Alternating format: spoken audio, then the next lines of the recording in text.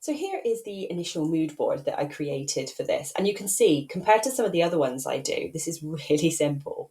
And it was quite a rare project, this, where I just had it in my head exactly what I wanted it to look like. I just knew that I wanted it to have this very bold kind of graphic style to it, like you can see with these kind of posters and these gorgeous illustrations here.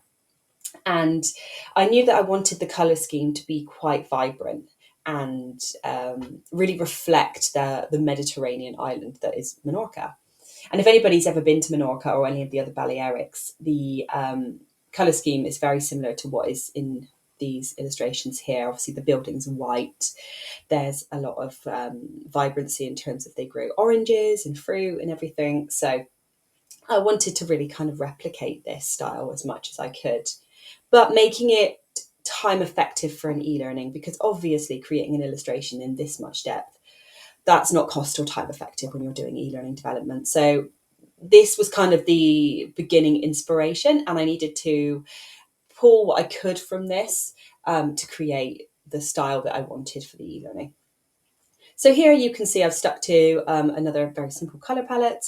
We've got our main text colour here and our background colour. So these are the most accessible pairings, which would form the main bulk of the e-learning. And then we've got our blues, oranges and greens, which is where all the accent colours come in. So this is what forms the kind of illustration side or the graphic design side of the course.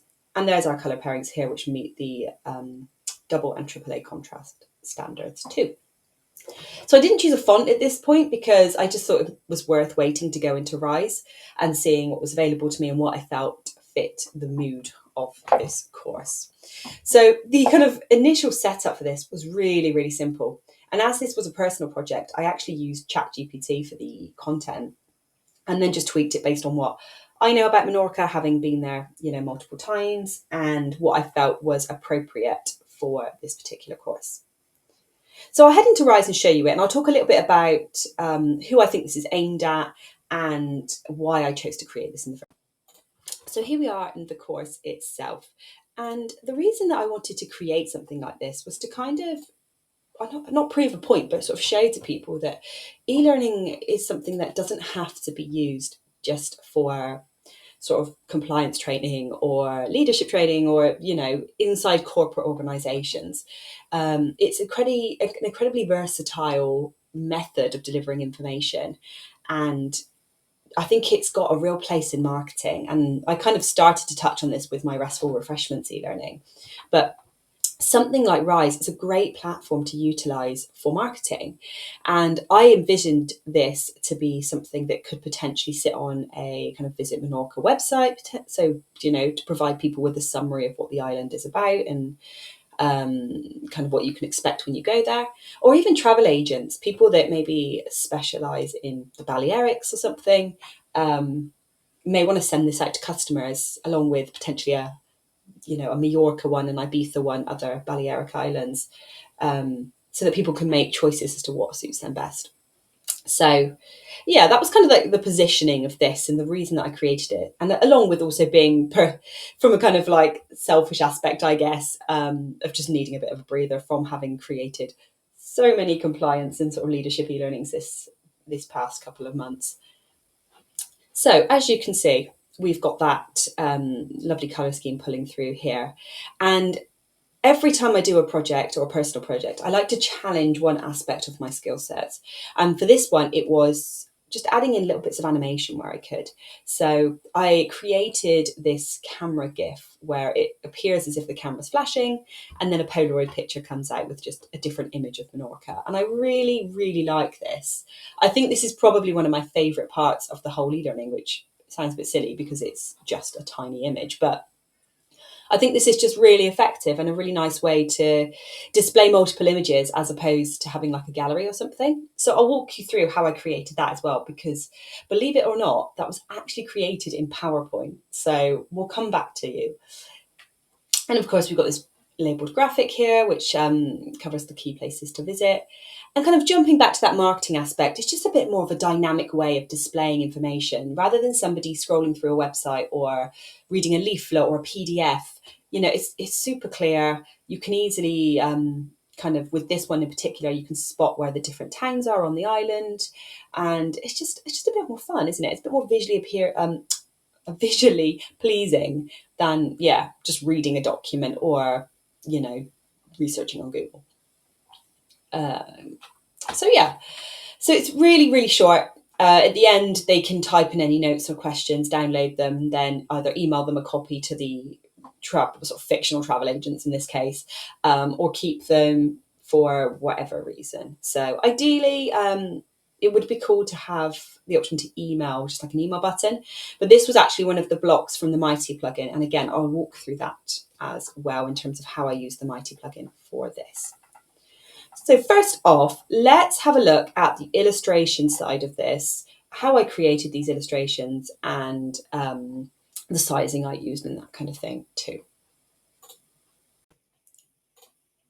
So here we are in Affinity, and I will walk you through kind of how I created some of these illustrations, and it's really not as complicated as it appears. And you'll see here from just the zoomed out version of my very chaotic artboards again, that the amount of illustrations to bring this to life is actually very minimal, and it's a lot of repetition of the same decals, very similar to when I did Restful Refreshments.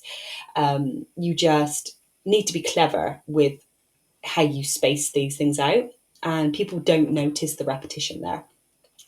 Now, the most complex illustration is probably this one here, which is the labelled graphic. And again, this isn't as complicated as it first appears. So if I zoom in here, you can see that it's layered with different assets. So we've got the book, we've then got the little postcards or the pop-outs, some tickets and sunglasses. And all of this was sourced from a royalty-free site. So I didn't hand draw any of this. I went on to FreePic, which is the one I use the most, and found vectors and images that suited what I wanted to kind of portray with this. I then recolored some of them just to match my color scheme. So I think this museum here, I just changed it to be a slightly different brown or something like that. And then I just layered. It's very similar. I don't know if you ever did this as well in art classes when you were at school, of that mixed media layering where you'd get like magazine clippings and then put paint on it and glue other bits to it and everything. It's very similar, like a digital version of that. So you just source the assets that you need and then just build a picture with them. And a combination of illustration and photography doesn't always work. Sometimes it can look a bit sort of messy, but I think in this instance it does, because there is illustration throughout the entire course. So I think it looks okay in this instance. The same with these leaves and that here. No way did I hand illustrate these. No one has time for that, or the budget for that either. So I found these from, again, FreePic. I just typed in something like, I think it was like leaves or foliage or something like that, downloaded them as SVGs, and then I just recolored them in Affinity. We'll also gloss over my orange pears here. I know pears aren't orange, but the sort of pale green did not fit with my colour scheme. So we're just going to pretend that Menorca has orange pears, okay? And again, you can see these leaves and these orange pears form pretty much the basis for most of the illustrations in this course. And they are what adds that little kind of decorative element to it, I suppose. So if I go back over to my flat layer, you can see they appear at the sides of some of the blocks the whole way down as well. And as with kind of like Restful Refreshments, all I do is tend to position them slightly differently down the blocks, so they look like they're slightly different, but you are just using the same asset. So for the header and everything, again, this is fairly simple using stock assets. I've just layered everything and then added custom text in. So for accessibility point of view, this header would have alt text embedded into it. So they don't need to rely on this to know what the course is about either. The course also has an introduction to it that, you know, includes the phrase Discovering Menorca. So they won't kind of miss out on the context, I suppose, if somebody does have like a visual impairment or whatever. And the same with this, again, layering these stock assets. We've got clouds, got the little airplane, which again, I just recolored in the orange to fit my color scheme and went from there. And again, because this has text on it, it would also have necessary alt text embedded as well.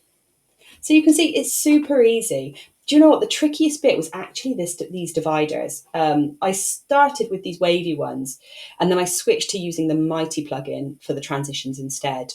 But I couldn't for these custom ones here.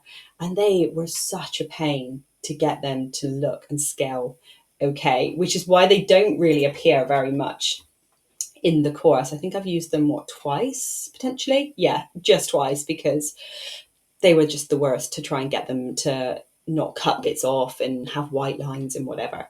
So, yeah, creating something like this doesn't have to be complicated. Just remember, use stock assets as much as you can and just recolor things, reposition things, layering, all of that kind of stuff to sort of build up a custom picture that suits your needs. Obviously, nowadays you can also use AI. I would just be careful if you're using AI for anything with people in. It's this might just be my personal opinion, but I feel like sometimes it still gives me uncanny valley a little bit, and you can really tell when AI has been used to generate people. So, and obviously, being a creative myself, I would say just check that where these images are coming from, because we don't want to unnecessarily steal people's lovely hard work without crediting. So let's jump into PowerPoint now, and I will show you how I created this camera GIF. So you can see, to begin with, it was set up in Affinity. Again, this was a stock asset I found on FreePic. I just Googled, I think, or not Googled, sorry, searched like digital camera or a sort of vintage digital camera, and then created these simple white squares with my pictures embedded in to become the Polaroids. So let's jump into PowerPoint now, and I'll show you how I pulled together that GIF. So here's the basis for my camera GIF, and as you can see, it is incredibly simple. There is just 3 slides, and I could have duplicated this again and had like 6 slides and used multiple pictures, but I thought it was fine as it was. So you can see we've got our camera here on a square canvas, and I used square because I knew this was going to sit in a text and image block, and I didn't want it to mess with the proportions of the text it was going to be with. So because obviously we're having the camera popping out the bottom as well, if I'd chosen like a rectangular orientation, which is what you kind of traditionally get with the Rise image and text blocks, we would have had like tons of blank space here, but it would have been really deep.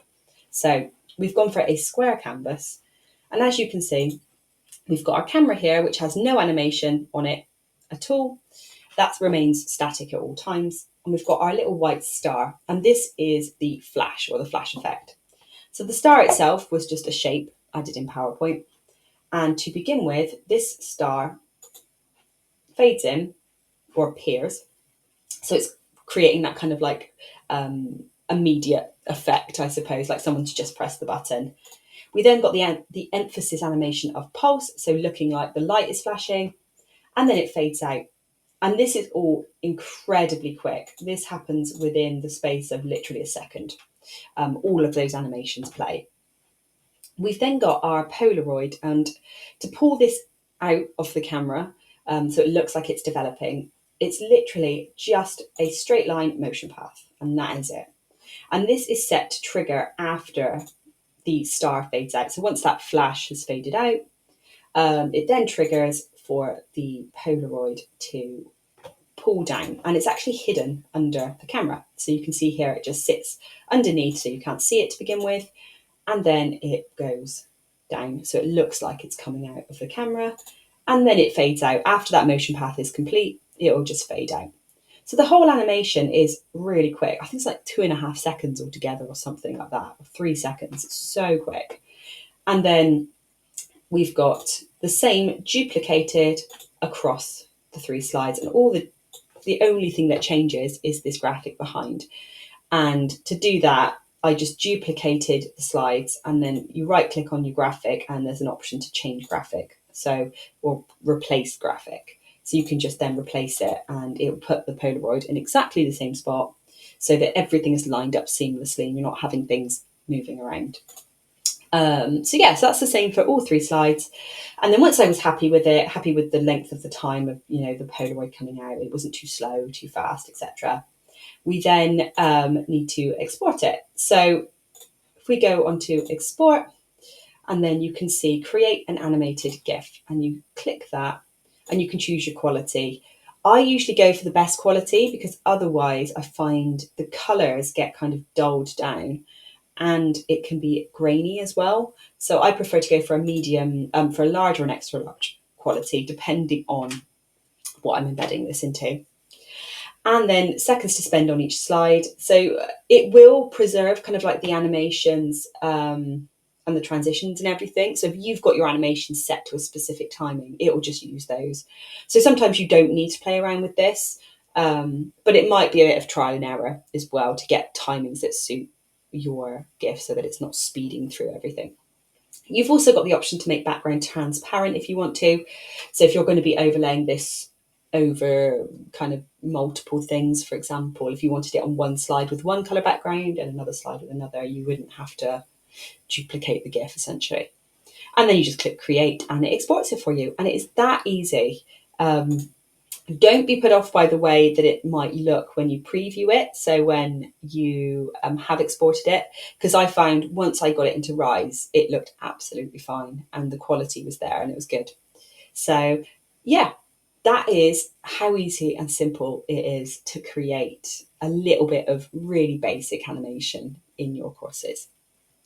So now we've covered that, let's jump into Rise and I will walk you through how I use the Mighty plugin and the blocks I used to create different effects. And we are back in Rise, and you can see where we've got kind of Mighty elements because they are in the purple here. So if I scroll down, the first thing I have used from Mighty is their column structure for text. And I really like this. It reminds me kind of like newspaper magazine, and I think it just feels really nice and balanced. So you don't always have to have the title on the top and the text on the bottom. It's a nice way to introduce your courses, and you get quite a few options in terms of like your ability to customize this. So you can change to have a different font on one column, a different size and different color, all of that kind of stuff, which I really liked because I was using a slightly different header font, I believe, to what I was using on the body text. So yeah, and I felt like this font really mirrored the one I used for the heading as well. They're not the same, but it's a really good match. So the next way I use the Mighty plugin is for their transitions. So if I click onto my little pencil here, you can see that you get different options for dividers or transitions. So if I just click another one here, you can see it changes.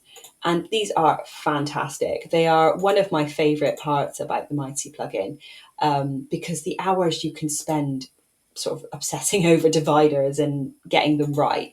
I just really like that it's so easy with the click of a button. You've now got a wavy divider that scales nicely. There's no problems with sizing or anything like that. You can just change it to be a line. So by line, I mean like outline instead. So like that. Or you can choose it to be an image as well. But obviously I've gone for this like full block color. And then if you click on inherit color, what it will do is it will grab the color from the block above and the block below to seamlessly create your transition. So I love it. I think it's fantastic. And you can even edit it down to like how curvy you want your curves to be. So if you want it to be like a really wavy one, how many waves you want, all of that kind of stuff. So saves me so much time. And you can see that the rest of the blocks are very similar to when I created my Restful Refreshments one. It's a lot of images, again with alt text applied where necessary. Our header is an image. And again, this is introduced kind of here so that although this does have alt text, we have still got a kind of a title here that introduces it for anybody that is visually impaired. We've got our leaf decals on the side as well. There's our lovely camera GIF. And that again is an image and text block. We've got our labeled graphic, and this is just a 3-column grid using imagery again to elevate it. These are the pain in the bum dividers that I had to put in as full width images because they were just not playing ball as spacers. And then the next way I've used Mighty is with their reflection blocks. And again, this is one of my absolute favourite features of the plugin. Is reflective activities are something that I feel like we should just have in Rise anyway. Hint, hint, articulate, hurry up. But yeah, having the opportunity for somebody to actually type in their thoughts and answer, and you can have this as a reflective activity. You could use this as a mini quiz, or kind of asking them to provide feedback. There's quite a few ways you could use this. So you can add hints as well. So kind of telling them where they need to type or what they could type. You could provide an example, and then they can download it as a like Word document PDF kind of thing. You can also post the reflection answers to your LMS as well. So if you wanted to do feedback, for example, you could gather that data via your LMS. It wouldn't be anonymous, which is the only problem. But I guess you could also use it, for example, if you were doing an induction course. You might ask the new employee in this box here to type any further questions they have, any concerns, anything they need support with. That could get picked up by a manager on the LMS, and then they could make contact with that employee and kind of support them where necessary. So there's quite a few options with this, and I think it's a great addition, and I felt it was appropriate at the bottom here.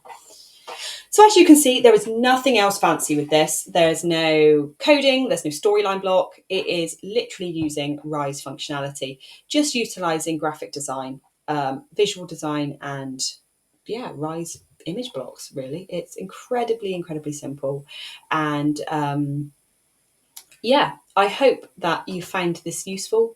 It's kind of me walking through the process of how I create something like this. I know these can look quite visually impacting. I don't know what is going on with my English today. Impactful. So they can, I think, feel a bit daunting to people that potentially don't come from a visual design background. But I hope by showing this that people see actually it's not as hard as what it can seem.